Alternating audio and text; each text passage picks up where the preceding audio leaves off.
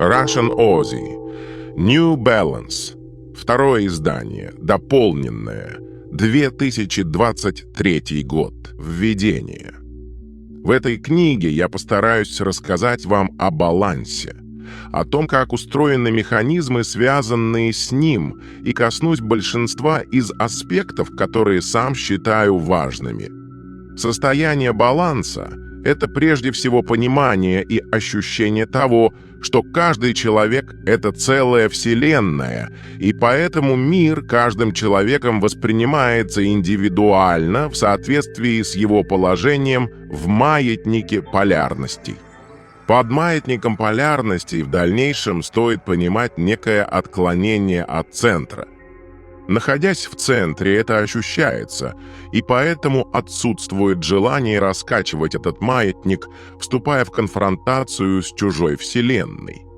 Если канатоходец будет основывать свой баланс лишь на том, что тянет кого-то из левой стороны в правую, а оппонент, соответственно, делает наоборот, то это означает, что устойчивость канатоходца основывается лишь на силе притяжения. И если его отпустить, то под силой собственной тяги он сам свалится в ту сторону, в направлении которой он тянул оппонента, и, соответственно, пострадает от того, что так усердно транслировал.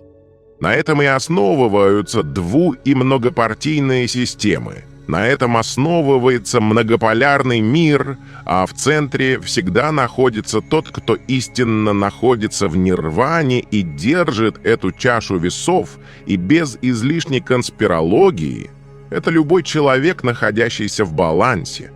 В мире практически постоянно встречаются те, кто тянет человека куда-то. Это может быть что угодно, пусть даже самая светлая или святая идея или мысль. Но Вселенная всегда балансирует этот момент тем, что приходят и другие мысли, тянущие человека в противоположную сторону. Это происходит повсеместно и вечно. От этого никуда не убежать и не скрыться, если вы, конечно, не понимаете и не ощущаете суть баланса. Это абсолютно верный вывод и схема. Если вы отдаляетесь от центра, то вас всегда будут тянуть обратно, ибо баланс неизбежен, и это не хорошо и не плохо. Это закон. Баланс нельзя навязать. К нему может прийти человек только самостоятельно, в силу своего жизненного опыта, полученного через периодические метания из крайности в крайность. Баланс можно только открыть. Также невозможно навязать баланс силой воли, ибо сам этот подход уже является признаком дисбаланса. Поэтому цель данной моей работы в том, чтобы по возможности раскрыть суть баланса со всех видимых мною сторон, приоткрыв его для читателя. Также невозможно резко прекратить раскачивать мировой маятник дисбаланса, как это делают сообщества по типу созидательного общества, которые хотят навязать добро силой. Такой подход всегда означает, что при успехе мероприятия за этим последует другая, экстремально негативная противоположность. Ведь на противоположностях, единстве и борьбе их держится центр. Чтобы такого не произошло, каждому человеку необходимо выстроить свои границы, внутри которых он будет держать свой баланс. Недавно мы обсуждали с одной стримершей тему о том, что все ли в руках человека.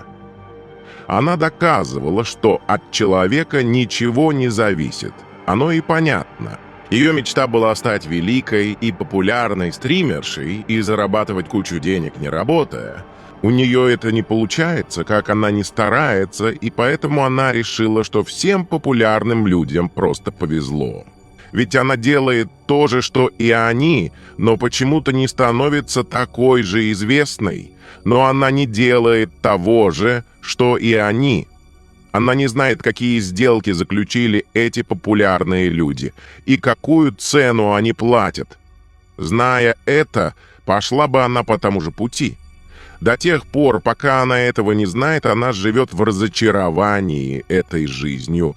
Вместо того, чтобы осознать свое счастье, быть здоровым, сытым и одетым, но неизвестным и проживать счастливую жизнь. Баланс, как хрусталь, разбив который склеить не так легко, а может оказаться, что даже поздно.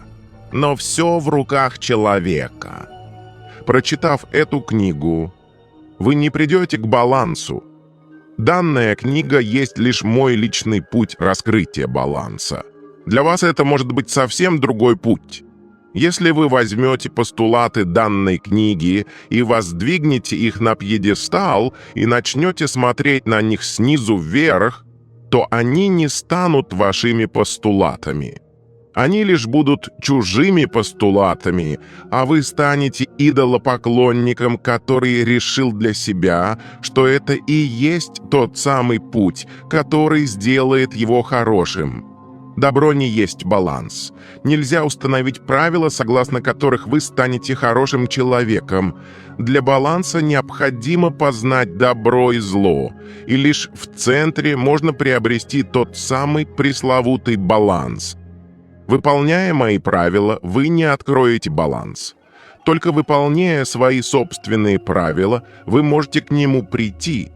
И хорошо, если они совпадают с моими. Уже написав данную эту мою книгу, мне стали попадаться в рекомендации фрагменты аудиокниг Вадима Зеланда, и я с удивлением обнаружил, что этот человек говорит все то же, самое, о чем говорю я. Даже термины одинаковые, такие как «маятник энергий». Я понял, что он описывает баланс. В свое время я пытался его слушать, но тогда я посчитал его полным, нудным, навязчивым, и на это у меня были основания. Я по природе человек свободный, и я не люблю, когда мне что-то навязывают, пусть это будет даже самая светлая мысль или идея. Именно поэтому я не мог его слушать тогда, но сейчас во мне это вызвало приятные чувства. Но что это означает для читателя? Для читателя это означает, что я и Зеланд даем вам истину, но это именно мы ее вам даем, а не вы сами для себя ее открываете, поэтому у вас нет выбора. Либо вы становитесь счастливыми, и при этом вы становитесь нашими суками, либо, как свободные люди, делаете наоборот и еще дольше не открываете для себя баланс. Именно такой договор был у меня с высшими силами, и именно такой договор был у Зеланда – отдалить вас от баланса. Самый лучший способ заставить человека грешить – это навязывать ему добро силой. Самый лучший способ заставить человека быть праведником – это навязывать ему зло силой. Зло – это добро, а добро – это зло. Именно поэтому Америка считается империей зла, но она провоцирует на добро. В свою очередь, Россия навязывает добро, но она провоцирует людей поступать наоборот, несмотря на жестокие наказания. Либо ты станешь хорошим, но при этом нашей сукой, либо поступишь так, как сам хочешь, и мы тебя жестоко накажем. Выбор за тобой. Это выбор без выбора. Поэтому я не рекомендую свою книгу к прочтению, но все же в ней есть множество полезных мыслей, и в вашей воле принимать их или нет. Также я крайне не рекомендую данную книгу тем, кто имел откровение от психоделиков,